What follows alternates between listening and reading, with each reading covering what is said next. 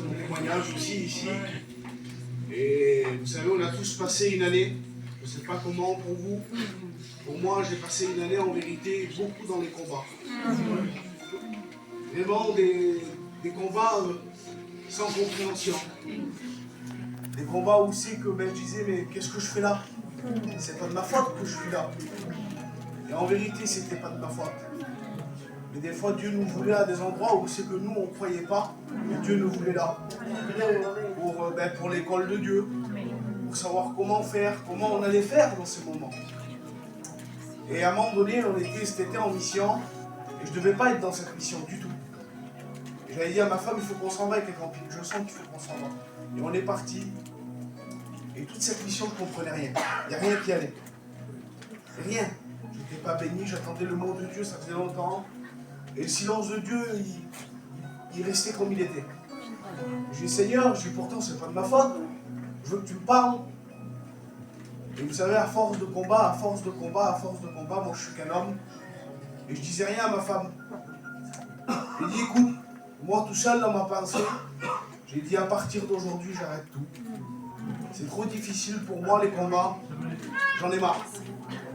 Et le Seigneur, il me parle dans mon cœur, il me dit que celui qui veut être mon disciple, qui se charge de sa croix. Et là, je ne comprenais pas, moi. Je dis, Seigneur, ça fait des mois que je suis comme ça, tu me dis encore de prendre ma croix. Je suis trop fatigué, moi, j'en peux plus.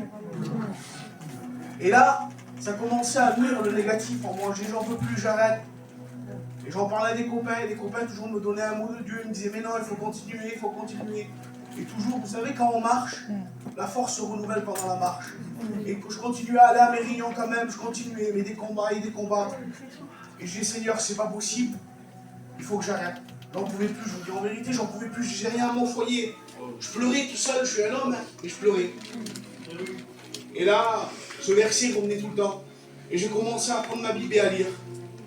Et j'ai vu que Jésus, lui tout seul, il ne l'a pas porté sa croix. Il y a un homme qui l'a aidé. Et là, j'ai commencé à faire cette prière à Dieu. J'ai dit, à moi, tu veux que je porte ma croix? Regardez jusqu'à où j'en suis venu. Et j'y ai, toi, tu t'as fait aider. Et j'y ai, moi, alors j'en ai pas besoin de l'aide. Toi, tu as eu besoin. Et Dieu me faisait voir encore ce verset. Et pendant des semaines, je ne comprenais pas. Je le lisais, je ne comprenais pas. Et un jour, comme tous les autres, le Seigneur est venu, il m'a parlé dans mon cœur.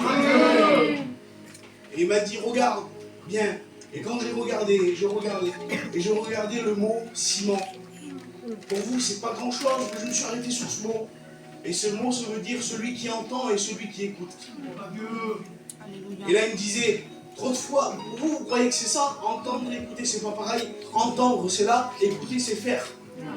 Si tu as écouté, tu mets en pratique. Et Dieu me disait, souvent tu as entendu, mais souvent tu n'as pas mis en pratique. Et là, j'ai compris. Et j'ai demandé pardon à Dieu. Et j'ai dit, c'est vrai Seigneur, souvent j'ai écouté ce que tu m'as dit, mais je n'ai pas été où c'est que tu m'as dit. Je n'ai pas fait ce que tu m'as dit. Tu m'as dit de me mettre en prière, je ne me suis pas mis. Tu m'as dit de me mettre à part, à lire, je ne me suis jamais mis. Ben, je te demande pardon. Et de là, vous savez, le combat, c'était plus le même. Le combat, c'était plus le même.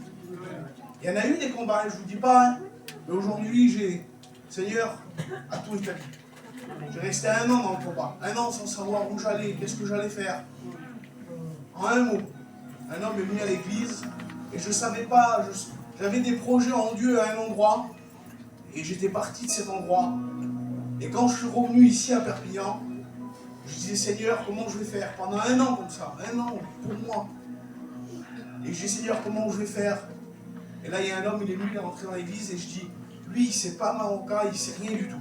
Je veux que tu te sers de lui, Seigneur. Et j'ai dit à cet homme, à la fin de la semaine, je te donnerai une réponse. Et c'était le dimanche, la fin de la semaine.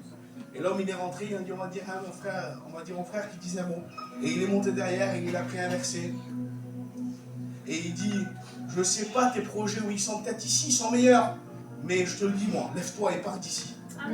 Et quand il dit ça, dans mon cœur, ça me disait, tu vois que c'est pas ici qu'il te faut, même que tu as tout ici. Il faut que tu t'en vas d'ici.